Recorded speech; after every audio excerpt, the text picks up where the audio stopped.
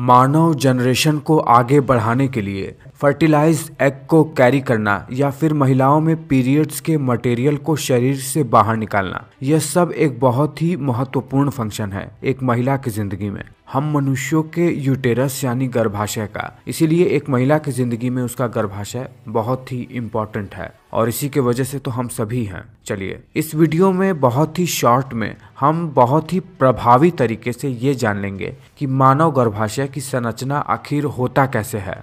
मनुष्य का गर्भाशय लगभग 8 सेंटीमीटर लंबा होता है, 5 सेंटीमीटर चौड़ा होता है और 4 सेंटीमीटर ये थिक होता है और अंदर से ये पूरी तरीके से हॉलो रहता है यानी खाली रहता है, जिसके अंदर बच्चा ढंग से डेवलप हो सके।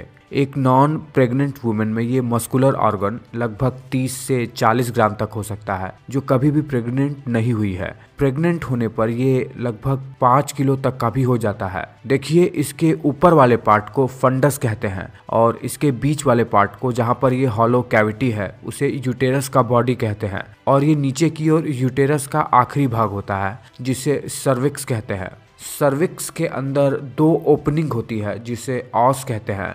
ये है इंटरनल ऑस और ये है एक्सटर्नल ऑस। और प्रेगनेंसी के समय ये दोनों ही ऑस बंद हो जाते हैं ताकि बच्चा इसके अंदर आसानी से डेवलप हो सके और अबॉर्शन ना हो। नॉर्मली ये दोनों ही ऑस खुले रहते हैं ताकि पीरियड्स का मटेरियल आसानी से बाहर निकल सके और सेक्सुअल एक्टिविटी के दौरान स्पर्म फैलोपियन ट्यूब में जाकर फर्टिलाइज हो सके। गर्भाशय मुख्यतया 3 लेयर से मिलकर बना हुआ होता है। अंदर की लाइनिंग जो कि सिक्रेशन का काम करती है उसे एंडोमेट्रियम कहते हैं। बीच वाली मसल की सबसे मोटी लेयर जिसे मायोमेट्रियम कहते हैं और बाहर वाली पेरीमेट्रियम जो कि फ्लूइड सीक्रेट करती है ताकि बाहर पेरिटोनियम से पेरीमेट्रियम फ्रिक्शन ना करे। इसके बाद देखिए ये पतली पतली नलिकाएं जैसी संरचना जो कि गर्भाशय के ऊपर लगी हुई है दोनों तरफ, इन्हें फैलोपियन ट्यूब कहते हैं। इसी फैलोपियन ट्यूब के अंदर ही एग और स्पर्म आपस में मिलकर फर्टिलाइज होते हैं। बहुत लोगों को ये कॉमन मिसकंसेप्शन है कि एग का फर्टिलाइजेशन यूटेरस में होता है,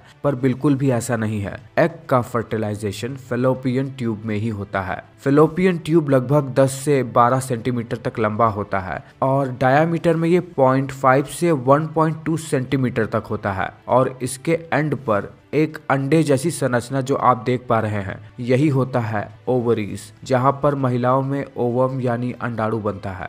ये फिंगर लाइक स्ट्रक्चर जिसे फिम्ब्रियाई कहते हैं, एग को पकड़े हुए रहता है और उसके ऊपर ये फनल जैसी संरचना, ये कही जाती है इनफंडिबुलम।